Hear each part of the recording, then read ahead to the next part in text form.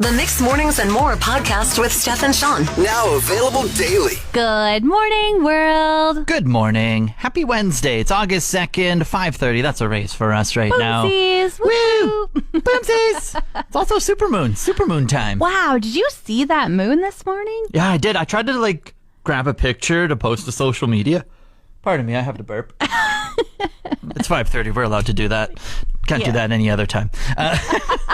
Not that you don't. That's right. And obviously it just doesn't translate. Your eyes see it so much more clear than the phone does, but it looks so cool. Yeah, it did look so cool. I considered taking a picture of it as well, but it was just your picture, bright red ball in the sky. Yeah.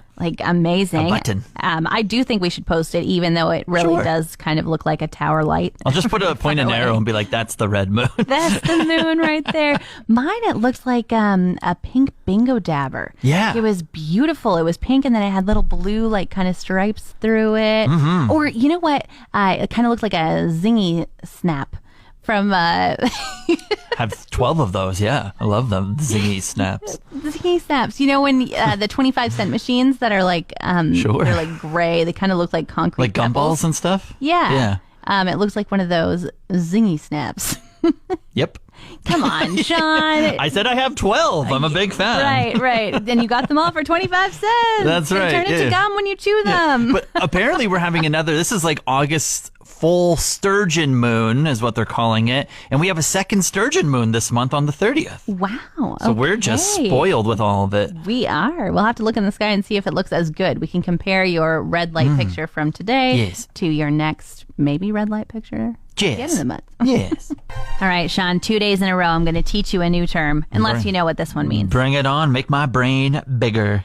Stress laxing. Stress laxing. Yeah. I actually have a good idea about this one. Oh, yeah? Yeah. Okay. I'm pretty sure I may have scrolled by this, but I'm just going to throw it out there. You're relaxing, but you're stressing about the things that you need to get done so you can't relax. Wow, I can't even. Can I press the button if? No, I think. Level up your lexicon. And then you give one of those. Oh, okay. Good job, Sean. You're right. So it's being stressed out that relaxing makes you more stressed because you're not working on making you stressed. Mm-hmm. So you can't shut your brain off. So it's like when you lie down to go for a nap or something, but then you're like, all right, I'm tired. I'm just going to take a quick nap and then I'll tackle my to-do list. And then you lie there with your eyes closed and your brain's just not doing the things that you should be doing. You are so impressive because when I first read the term, I was like, stress laxing sounds like that you are so stressed out. It's like you took an X-Lax. Oh, jeez. That's what I thought it meant. Just big brain. Big brain. Big brain, but you can't say it. I was extremely close to making a massive mistake when I was making my supper last night. Well, tell me more. Yeah. Now, surprisingly, it was Kraft dinner. How do you mess that up, right? How do you mess that up? Did you spill the milk and put too much in, or what? Make it soup? Yeah, there's not a lot of ways that you can mess up Kraft dinner, but I already put the pot on the stove. I was boiling the water. I had the noodles in there. Went into my fridge. No milk. Uh-oh. No butter. Oh, my gosh. Nothing in my fridge. I was like, all right, I got a little powder and some noodles. That sounds awful. What am I going to do here? So I hopped on the Google train, right? Mm-hmm. And I was like, substitutes for butter. Because usually you can use some pasta water to substitute the milk and it won't be all that drastic or different. Yeah. Just a little tiny bit of pasta water versus the amount of milk it calls for. That's right. So I was like, okay, I've done that before plenty of times and just used butter and it's turned out all right. But I don't even have the margarine or butter anymore. So I was looking up substitutes and then someone made a top 20 list of things you could use. There was mayo in there. And was this specifically for the butter and Kraft dinner? Yeah. Wow. So there was things that you can use. And then finally down at number 12, it said olive oil. And that was the first thing I had on the list from the first 12 items that they listed. So I was like, well, that's going to have to do because I don't have anything else. Olive oil in your Kraft dinner. Olive oil has such a taste to it. Well, when there's just a whole bunch of... Surprisingly, it was good. Are you sure? How did you put the required amount in there? The 2 tablespoons? Oh, I didn't read how much you put. I just eyeballed it. Oh, my God. Because at this point, we're just flying off the walls here. So I left some pasta water in there and then I had all the noodles. And then what I did was I put the little dust down, the cheese dust on top. I don't even know what to call it. What is it called? Powder, I think. the dust. I put some dust in there. A little Salt Bay with all the cheese dust and did all of that on top of the noodles. And then I just drizzled a little bit of olive oil on top of all that. And then I started mixing a little bit. Okay. And it was turning out great. It was making that great gushy sound and everything. Uh-huh. And then I tried it. And it was pretty great. Now, is this like a substitution turned recipe mod that you're going to do all the time? Or are you like, it's okay in a pinch? No, I think it was a reminder. To buy butter and milk? Butter. But it's also good to know I have this in my back pocket now. Okay. And I'll recommend it to others that you can do this in a pinch if you're already halfway through your craft dinner making. This is one I'm not trusting you on, but all right. A whole lot is changing in the online news world within Canada, and it's been kind of like soft test phase rolled out over the past couple weeks, but apparently it's getting like full blown rolled out over now the next couple of weeks coming here. Yeah, we're starting to see notifications about it for sure and hearing stories about it, and it's called Bill C-18. Mm-hmm. And it's interesting because I think it's Facebook, it's Instagram, and I think Google might even be involved as well. My goodness, I didn't even know about Google. Yeah, so if you like have Google as a browser and you try to type something in and you are within Canada, it might just show you old stuff. It's not going to show you any like new news content. And essentially it's a bunch of jargon and lawyer talk, and it's like way over my brain, and I have to like do a deep dive. But I think the gist of it, which I understand, is like the news outlets and stuff are like, you're making money off of us and we should get more. And then all of a sudden the big tech giants are like, no, you're making money off of us and we should make more. And they're both just yelling about money, essentially. Yeah, basically. And the Canadian government has stepped in and said like, hey, you are profiting, Meta. We're not seeing any of that money. You need to pay our Canadian journalists. Yeah. And so now Meta's just like, nah, I don't want to pay anybody. Right. And so instead, I'm just going to make sure that the Canadian journalists can't share their stories. It's so wild. And we've even, so I believe I read in the one article that I found on the internet, it said in the past couple weeks, they rolled out a test phase to about 5% of users. And if you were in that 5%, say you were going to the Mix Instagram, it would say you are not allowed to view this content because you are in Canada, and none of our posts would be showing on our Instagram to that person. Which is very interesting because we don't even share news on our Instagram. I think it's just because Mix is connected with Mix News. Right. We're a weird hybrid where we do this right here. We play music and we talk to you.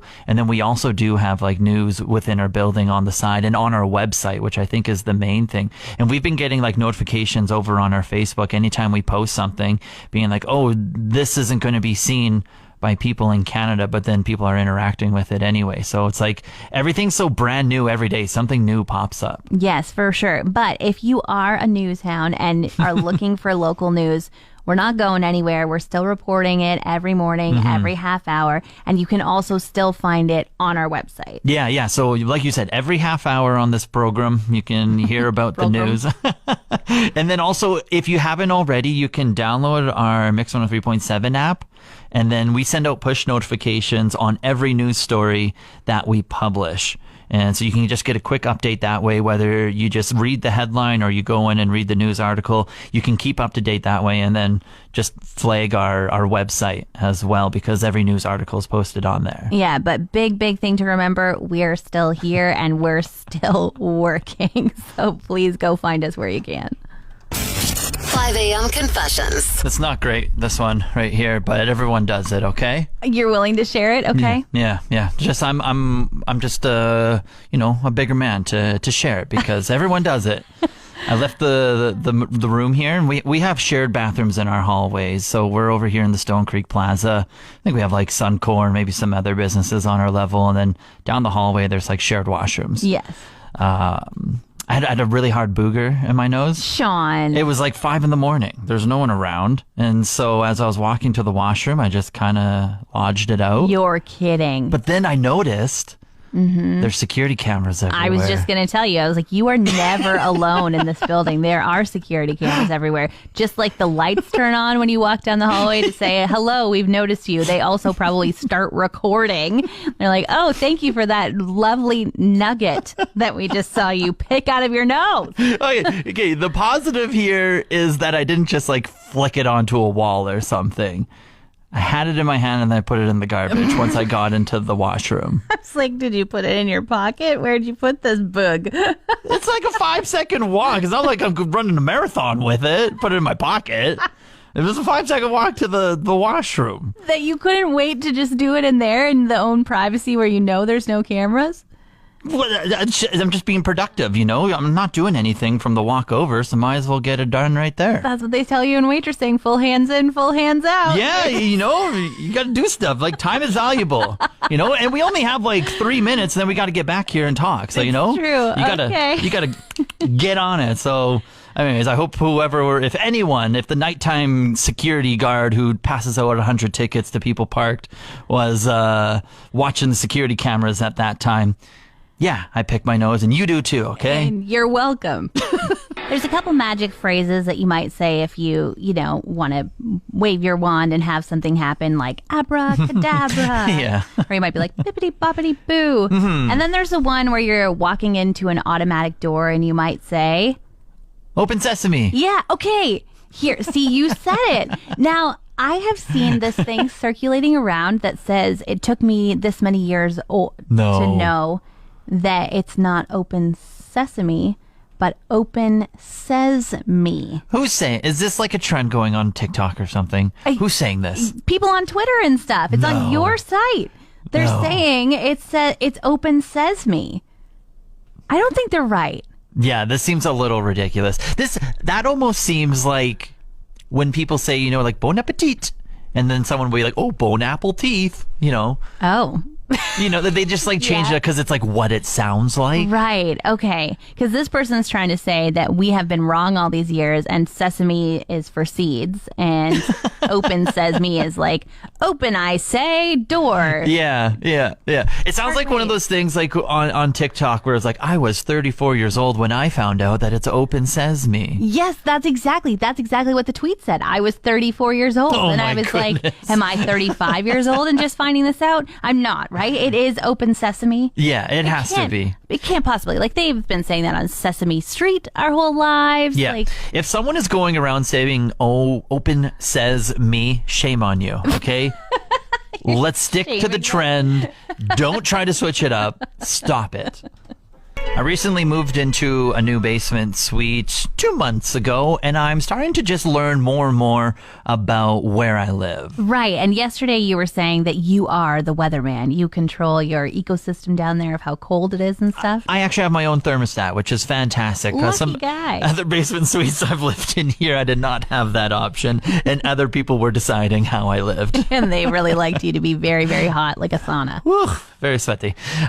So the other day I noticed, like, even when it was 30 outside, I could still be wrapped up in a blanket and just be cold. Like, I feel like this basement's like much more deeper underground. It's a deep basement. It's just hanging out. It's an iceberg down there. Yeah. And then just yesterday I found out that it's basically a soundproof cave as well. I had a friend text me saying, like, I could basically go canoeing down my street right now. It's raining so hard outside. Whoa. And you didn't know? I had no clue. I have some windows around me, and I couldn't really see the rain, and I couldn't even like hear it. Wow. And apparently it was just thudding down. It was raining a ton yesterday, like huge drops. Even my husband and I were driving on Confed where the construction was, and he said, "Is the construction still here? I can't see," as we rounded a bend and the rain took a turn for crazy.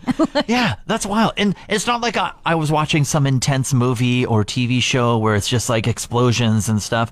I was pausing, I was going over to my kitchen, and I was like cooking dinner and stuff where I'm right by the windows, and still I couldn't even like hear the rain going on. So I could be oblivious to like plenty of things happening out there, I'm realizing, in my basement. Yeah, and I feel like we did come up with a name for it, the Bachelor Burrow, the other day. But I wonder if there's a soundproof name we could come up for it. You know, like now maybe it's a recording studio. It's like the Bachelor Studio I like the Burrow. alliteration of the B's that you had the first time. The Bachelor Beat Burrow. I don't know. We'll just go with the Burrow. Okay, the Burrow.